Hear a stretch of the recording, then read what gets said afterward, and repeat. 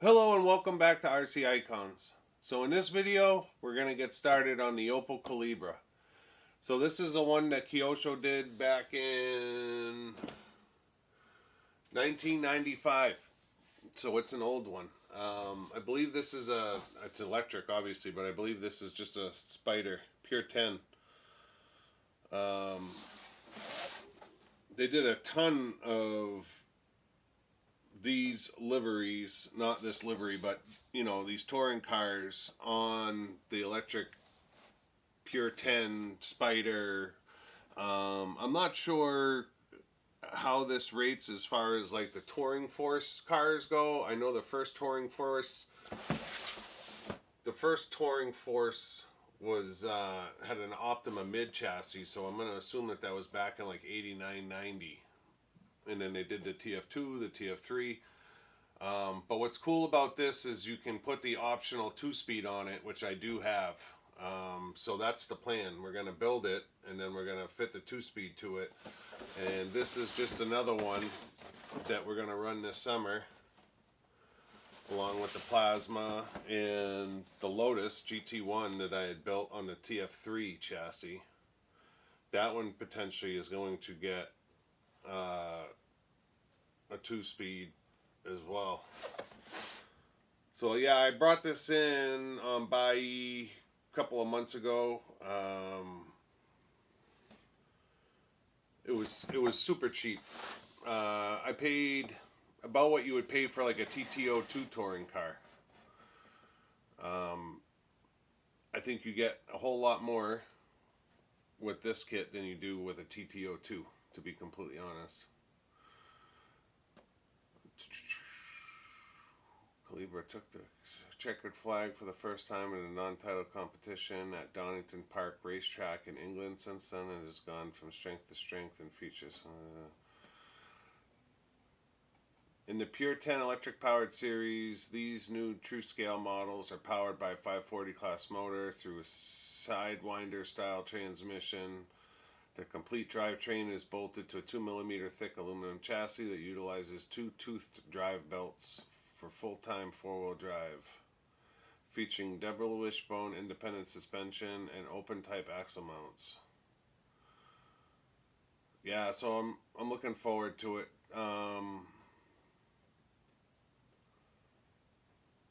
Optional parts.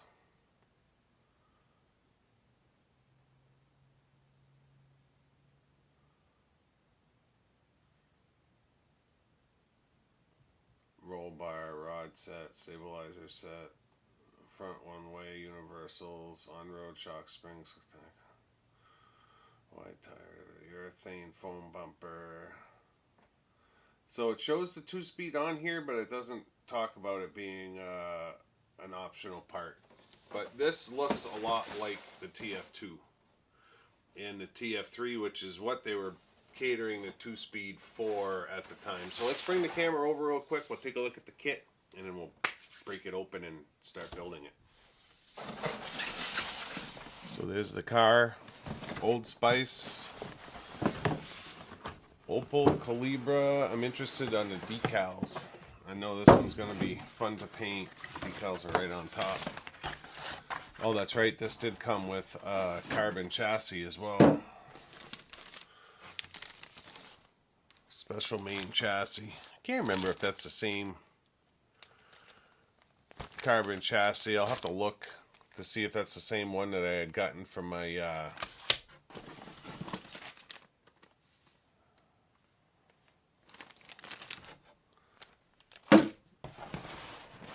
right, everything's just in the box, but there's your body set there. My TF3, I don't know if it's the same shape or not. So we've got some paint work to do. There's your decal set there. Obviously there's a shit ton of decals.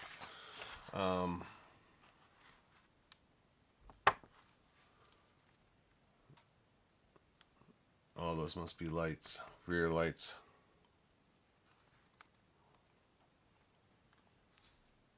Front lights. They give you a couple of different liveries, mini chips, versus Kager. So it looks like two different drivers, Klaus Ludwig and Kiki Rosberg. So you can do whichever driver's car you want. And it's either the Mini Champs or the Kager. So cool. Very cool. I love these cars. I don't know. I just love the detail. But yeah, all that's paint. So it doesn't give you the line tape for the doors and stuff, but I do have the line tape. But yeah, we're going to have to... There's a separation line of silver. Looks like.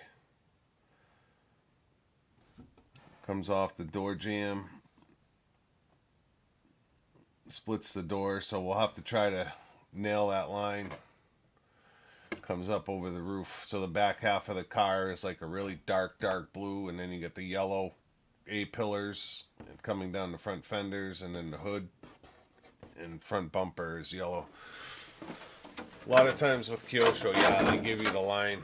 So the line is on the body, the mask line. So that's awesome. So they make it a little bit easy for you in that sense. There's your other mask line there. You can see it right there. So yeah, it does give us the mask lines for the colors. That's great. I may actually start painting that body up while we're building the chassis. The rest of the parts, wheels and tires.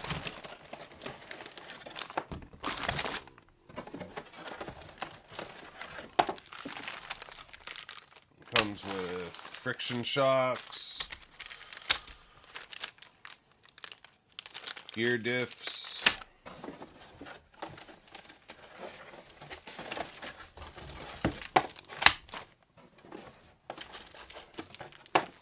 hardware. Comes with the 05 power, Le Mans stock motor. Not sure what turn that is. Those wires look really small. I'm probably going to put something a little bit more beefy than that in there, though. It looks like that's it for the box. Probably throw the body back in here for now. Yeah, this thing was pretty cheap, relatively speaking. I think it was like 150 bucks, right? So by the time I paid $30-40 to ship it, I think it was into it for like 170. Which I will take a new Kyosho kit for that price all day long. All day long. And we are using the carbon chassis because it's the only chassis.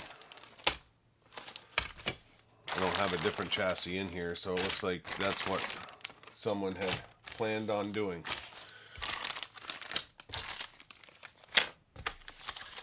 So I'm going to get some parts opened up here.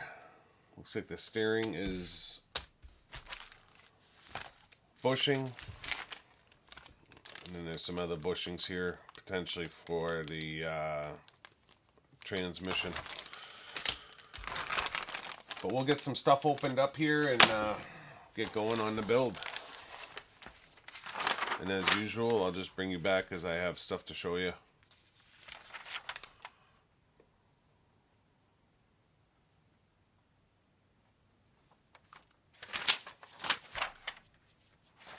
Supplemental steering bell crank instructions.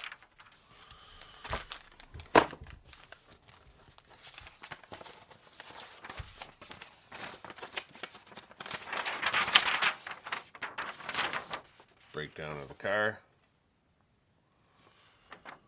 Nice. It's going to be fun.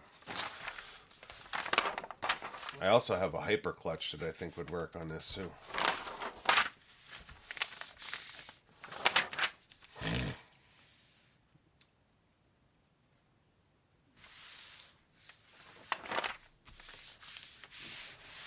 Looks like we start off with rear gearbox. Getting part of the rear gearbox mounted to the chassis, and then it's front gearbox. So yeah, and then we get right into diffs. So I will see you back here in a second. I'm going to build it up per the manual, and then we'll throw the 2-speed on after we're done. See how that goes.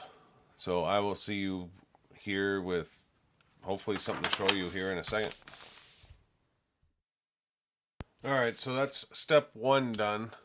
Took me a little bit to kind of get started. Motor mount, aluminum motor mount, rear gearbox housing, and then just a couple of standoffs essentially that screw everything together. So the chassis is an upgraded chassis, and they give you upgraded hardware. So basically the difference is this was supposed to be an aluminum chassis, and all the screws in the bottom would have been a regular panhead screw like that. Now they're all getting replaced with tapered self-tappers. So there's a little bit of going back and forth between the upgraded chassis directions and the main directions as I'm building it. There's a little bit of you can see a bushing in here that basically the belt rides on. There's no bearing for that, obviously. So getting into step 2, we're going to be putting in the second side of the rear gearbox mount, looks like, and one of the hinge pin mounts. Looks like the inner hinge pin mount for the rear, and then it has us getting the front gearbox on. So I'll bring you back. It's really not a whole lot to look at.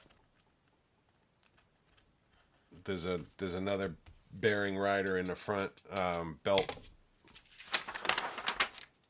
rider in the front. So I'll bring you back here with the front done, and then we're immediately getting into diffs, and it looks like the it's not really a slipper clutch. It's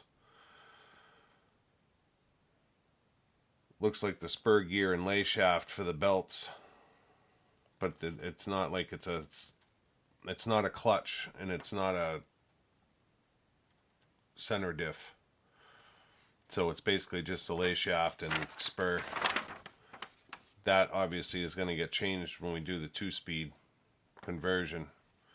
But I do kind of want to put it together this way first so I can get an idea of kind of how the car works. So I'll bring you back here in a minute. It's going to be a second for you guys with the front end on and the rear end on as far as the gearbox housings. I may even build the diffs. It's just a standard gear diff. So yeah, I'll see you back here in a second. All right. So rear front hinge pin bracket is on. Front diff or gearbox is on with rear hinge pin bracket, and then your belt roller. So that all worked out good. And then I got both gear diffs built. They work great. So they give you everything. They give you everything to do ball diffs.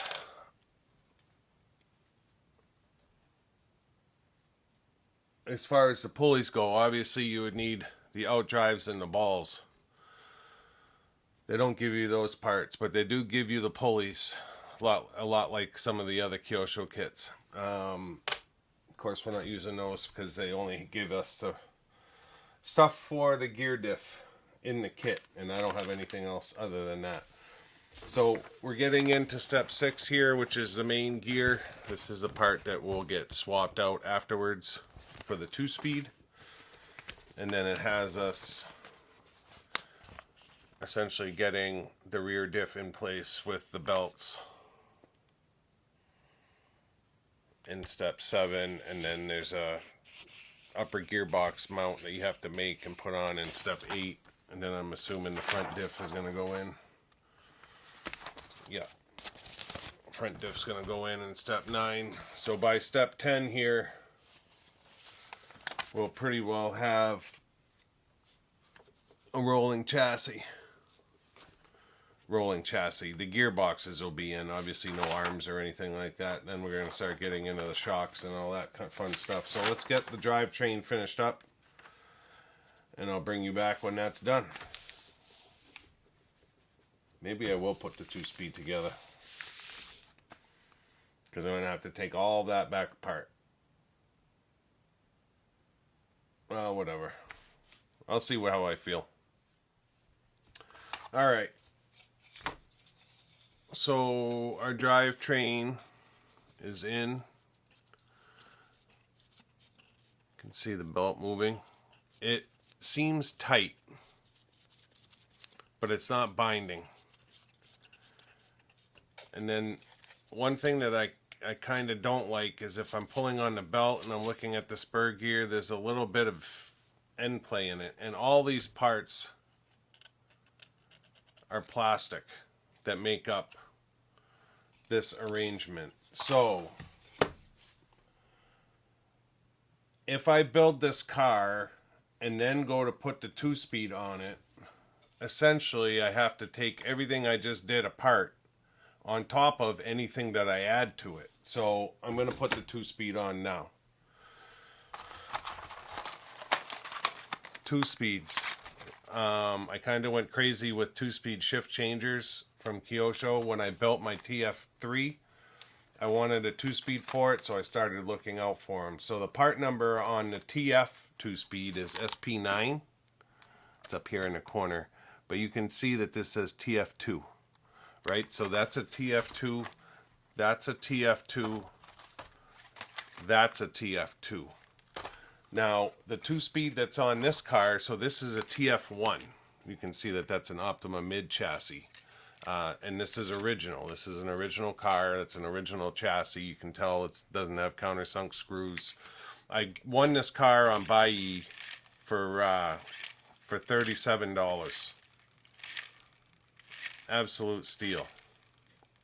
It has a 1-way in it, but it also has the 2-speed.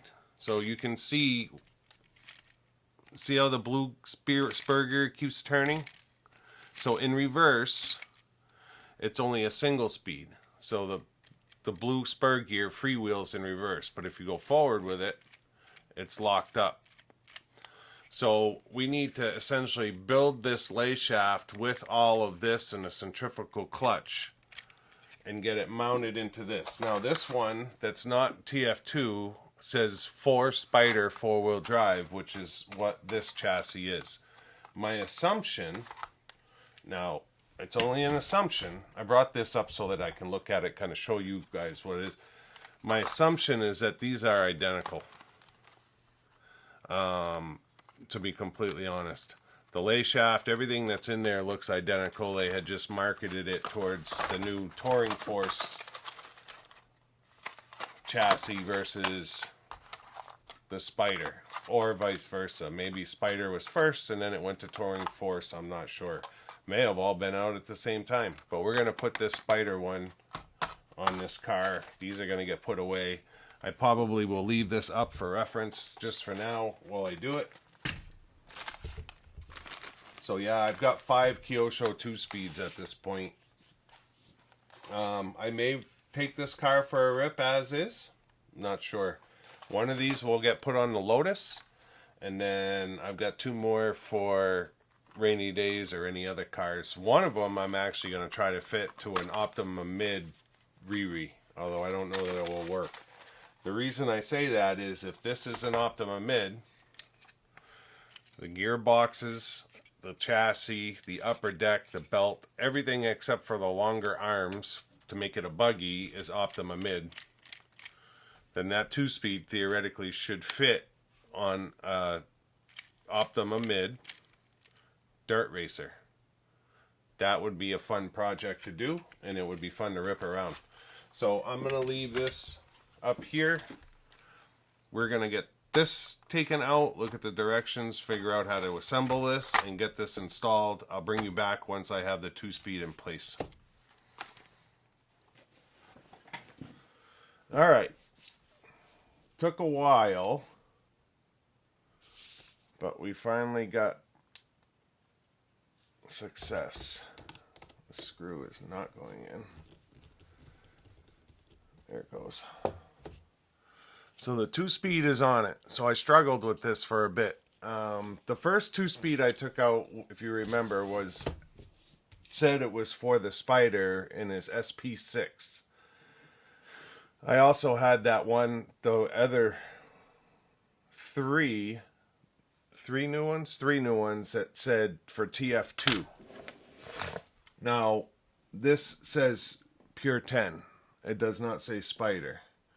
So I got into a bit of a history lesson on Kyosho's touring cars, and you can see I've got a pile of them now in front of me. So this is the original TF1 that you guys saw in the last clip that I got for $37. That's got a 2-speed on it. Now, if you look at it, the 2-speed is actually reversed. Small gear and clutch are on the inside, big gear is on the outside, whereas on this one, it's the opposite. Now, in that last clip, I said I was pretty sure that those two were the same, and obviously they are not. They are completely different. So the SP6 that says it's for the Spider is actually this 2-speed here. The shaft is completely different. It sets in with a C-clip, same essentially gearbox as like a mid, right? So your counter gear and gear, everything inside, it's all gear run. It's not belt driven to the rear axle or diff. It's all one piece. Whereas on the TF2,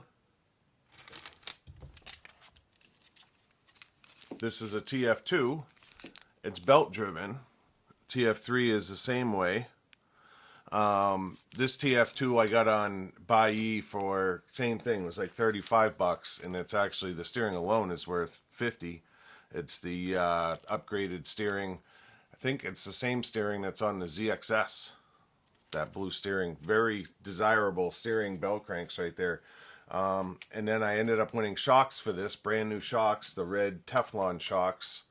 I think they were like $27. So I do have the shocks for this car. But if you look at this Pure 10, it's the same rear gearbox as the TF2 and the TF3. So originally, I'm messing around with the Spider gearbox thinking that this is a Spider, and it's a little bit misleading the way that Kyosho labels this stuff. Unless somebody switched the components, which I don't believe they did, that Spider 2-speed that's SP6 is actually the same 2-speed that goes on the TF1, or I believe the original Optima Mid, which is not even classified as a Spider. Confusing, I know. My TF3 Lotus says Spider TF3 right on the box, and it takes the TF2 2-speed, exact same setup as this. But the Spider 2-speed is not this 2-speed, it's this 2-speed. So that's what was confusing me. I'm like, how can I use this shaft and make this work? It works with a C-clip on the outside over here, and clearly this works with a nut, and the hole that the bearing sits in is definitely too big for a C-clip to retain it. So there was mass confusion. And then, because this is dual belt driven and this is single belt driven, you end up having to use one of the belt pulleys to build this up. And this one doesn't even come with a belt pulley, this 2-speed. So I'm like, how am I supposed to drive the belt? There's no belt pulley. So it was very confusing. It took me like literally a day of research to kind of figure all this out. The one that's in there is the SP9. I don't know if it's focusing on it, and it is the TF2 2-speed, not the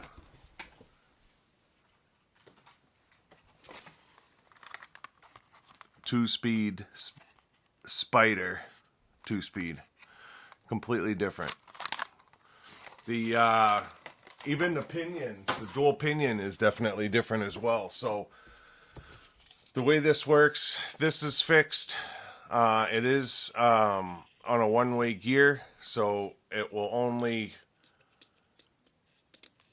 drive and forward, and then this is spinning right now, and then there's a cam inside here that basically comes out with centrifugal force, inside this piece, the cam comes out, grabs the hub, and now it's driving this gear somehow. I'm not sure how that engages, but it does. It definitely engages in reverse, but there's no way to reverse that, so I don't know. It might take some playing. I did put it together per the instructions, but that doesn't mean it's going to work.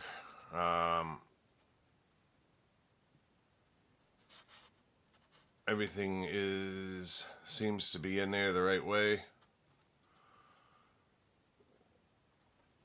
You can adjust the cam. The force that it takes for that cam to engage, you can adjust. There's a spring in here. So you undo. There's a grub screw. You can turn the grub screw in or loosen it to adjust the tension it takes for that second gear to kick in. And then they also give you other springs. They're tiny. Other springs that you can change to also play with when that 2-speed engages. So it'll be interesting to get a motor in here and actually see how this functions. But this is the actual pinion, the 2-speed pinion. It threads together, and then there's a screw that locks it together. So basically it's just a 2-piece pinion. You thread it together. It's got a screw that goes in here. You want to Loctite that, and then there's a grub screw here to set it onto the motor, and now it's locked into those 2 gears so that when the blue one is being driven, this one is free. And then I'm not sure, but once this cam engages, at that point, the blue one is just along for the ride. I thought originally with the 2 speeds, how they worked, I thought that they were like almost like a snowmobile centrifugal clutch. Now, obviously this wouldn't move, but that the actual spur gear would engage or move off a centrifugal clutch, almost like a snowmobile. On a snowmobile, a centrifugal clutch pulls together and actually grabs the belt, which allows you to move. I was thinking it was something like that, and it's not. It's just an engagement of this actual spur gear. So it'll be fun to play with this. It does say all over the directions not to use, only to use on touring car or on-road cars, and not to use in dirt. My intention, again, is to put one of these on a mid-re-re kit and run it on the track. But it does say in there that the only reason it's not meant for dirt is because dirt can get into the gear set and cause damage. It doesn't say that it can't handle it. And the way that this is built, basically, I should have taken one out, but that cam, there's a round, basically clutch bell, and there's just one pin on the side of it, right? So that pin is clearing the hub. When that arm comes out, it basically grabs that pin, right? So it's not necessarily a friction mechanics inside that gear and clutch bell, or that clutch and clutch bell. It's a physical metal arm that comes out and grabs that pin, right? So it's literally a mechanical arm, not friction. So I think in my mind, that's definitely strong enough for dirt. It's not like it would be a scenario where it would be slipping or anything. So, long story short, we have the 2-speed in place at this point. We're going to move forward step 11. We've got a roll bar to put on, and then we're going to start. Then it's got me doing battery straps. It does have me getting the motor in step 13, so I'm literally 2 steps away from the motor. It does also say to make sure that the motor is not run in reverse. You can damage the parts, the components in here if it's run in reverse, like the motor rotation. So you want to get the motor hooked up to an ESC before the pinion is on, and make sure the rotation is correct and it doesn't need to be reversed before you put power to the actual spur gear set. So I'm not sure yet what motor I'm putting in here. It's probably going to be something in the mid-range just to kind of get the feel for it. And then once we know everything is running, it's easy enough to put a hotter motor in and really see that 2-speed open up. I'm excited to see how all this works. I've never run a 2-speed before. I don't know what to expect out of it. In my mind, you would think that the car would have low end torque and take off fast, and then you would see it again kind of and take off a second time halfway through its power curve. So I will bring you back here in a second. I'm going to get these other cars get out of the way. The 2 and the 1 need to go back on the shelf, and we'll start concentrating on this build again. That's the original spur gear, and that's the one pulley that came off. So those will get put into a box or a bag and labeled so that if this 2-speed ever comes off, we've got the original parts put back on. I will bring you back in a second with something further on the car, but at least we've got that part of it done. Super cool. Cool that they decided to do this. AYK did the 2-speed on the Maverick. PB did the 2-speed on the Mini Mustang. I've got both of those 2-speeds. And then the only other 2-speed that I know of is this Kyosho 2-speed. So super cool to have kind of the 3 2-speeds from back in the day. Obviously the Maverick and the Mini Mustang. I could potentially run one of the Mini Mustangs. I've got 3 2-speed Mini Mustangs, so we could potentially get one of those on a track at some point and see how that one runs. But starting with this one is fine with me. Kind of get the mechanics of it wrapped up in my tiny little brain. See you in a second here with some progress. So I've been working away here, and figured it's probably time to check in. So I got the battery straps in. There's a little retainer here so that you can open the door. 1995 technology. Seems to work fine. It's obviously set up for a longer style stick pack. And then it had me get the rear shock tower together. Wing mounts, I assume. Shock perches are there. And then rear arm assembly. This is dog bone in all 4 corners. It's non-adjustable. It looks like it's got some toe end built into it. There is a little bit of adjustment in the rear hinge pin bracket.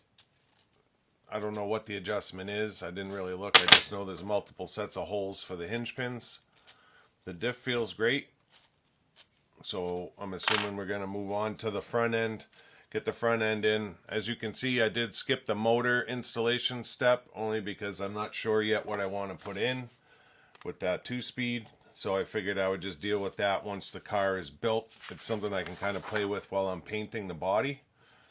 So I'm up to step 19, front shock stay. So I looked to see if I had carbon for the TF, or for this car, which I'm going to assume is like a TF2. You know, on this it just says Pureten. So I know the TF3 shock towers don't match. I do have those, but those are for my TF3. I've got an extra front, which may work in the front, but at this point I'm just going to put the alloy in because I only have an alloy top brace for it. So I might as well just keep moving forward with the alloy. The fact that it had the carbon chassis was just a bonus. At some point someone took the metal chassis out and put this carbon chassis in. It makes you think that it's a high-end kit because it had the carbon chassis, but it's not. It's not adjustable front or rear, and it's friction shocks. So I am going to put a set of oil shocks on this that I have. I need to look at my on-road Kyosho shocks, but I knew I do have a set of red velvet that I was going to put on the TF2, and I believe I have a set of silver and purple velvet as well. But either way, we're going to put oil dampers on the car, especially with the 2-speed. I don't want this thing having friction shocks. So I'm going to keep moving forward here with the front end, and I'll bring you back here at some point to show you the front. Alright, that's 18 through 23. I just noticed I forgot to put the rubber grommets in the drive shaft, so I'll have to do that real quick. There's a lot of slop in there. Front end is on. Front shock tower, shock perches. It definitely, the front end sits pretty high up off the chassis, but that's the way it's designed. The front bumper essentially will go on like that. So super cool, loving it so far.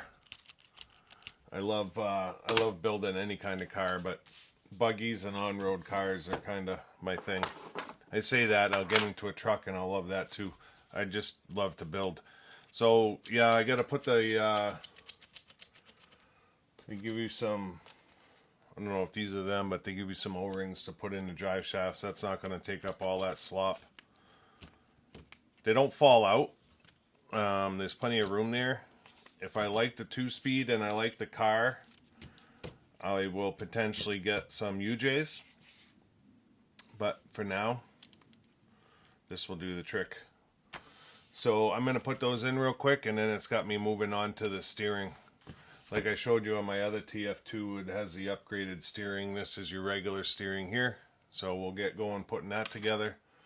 And then I got to decide whether, I got to look at my shocks and decide whether I'm going to go with the red ones.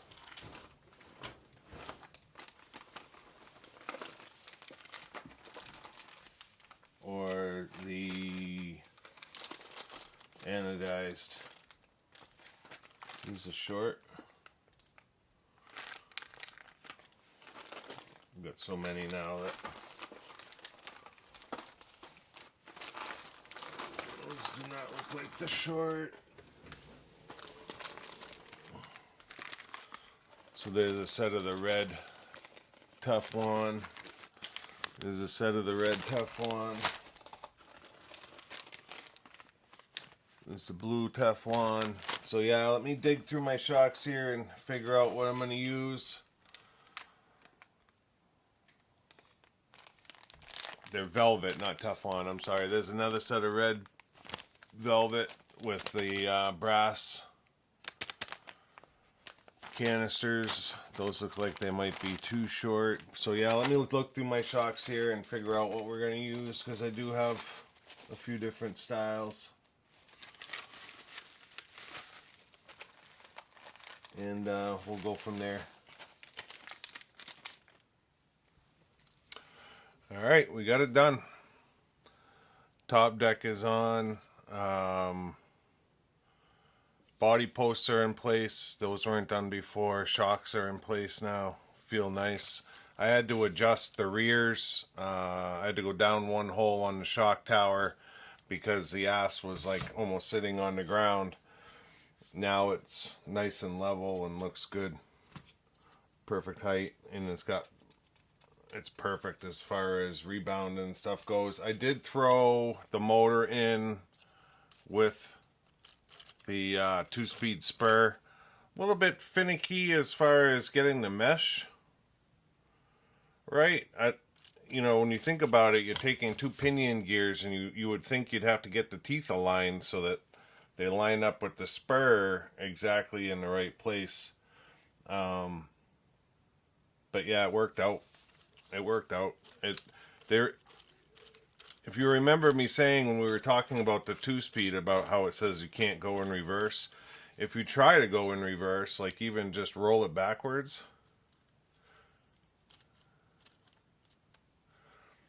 it wants to jump off of the smaller spur pinion. So it will, to a certain extent, go backwards, but I think, and eventually it starts to ride out of the teeth and walk over the pinion gear, that spur. But going forward, it's fine. So, you know, these 2-speeds were meant for on-road cars. I don't really think that they were meant to have reverse, which is a little concerning in that I want to put a 2-speed on my mid. I'm not sure if that 2-speed is different, where it's got an inner and an outer. I'm not sure. I'm probably going to throw a motor in that on-road car, that TF1 I have, and see if that will go in reverse. Because I'd rather have a track car with a 2-speed that I can reverse out of a corner if I hit, you know, the coping or whatever. First world problems. The car itself looks fantastic. That is that 05 power stock motor that came in the kit. I figured it wasn't going to hurt. Carbon chassis looks mint. And then looks like most of the holes were taken up. I'm not sure what the extra holes are for in the chassis. There is quite a bit of hardware left, although all that was probably supposed to be used on the chassis.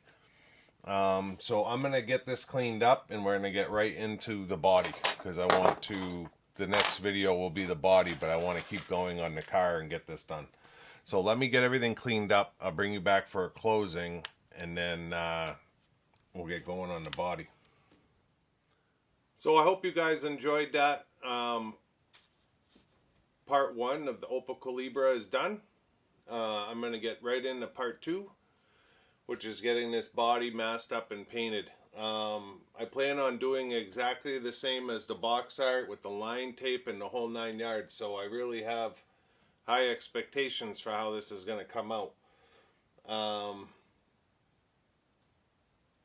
The only concern, I think, is it's kind of like a muted yellow, not a bright yellow. And it's a really dark blue. Now I'm probably going to use the PS4 blue, the PS2 yellow, I think, and the PS1 white. It might look really yellow. This is where I screwed up on the Lotus. I painted the Lotus yellow, and then I backed it in black. And it made it look dark, but the black showed through a little bit. And I just don't want it. I really like the color of the yellow, and I just don't want it to be too bright. This always happens with Kyosho. My Optima Mid Custom Special was 23 different paint attempts. I finally nailed it, and it looks exactly like box art, but you know, I don't want to get too crazy with it. So hopefully the yellow will come out the way that the box looks, because that's really how I want it, not like a bright yellow.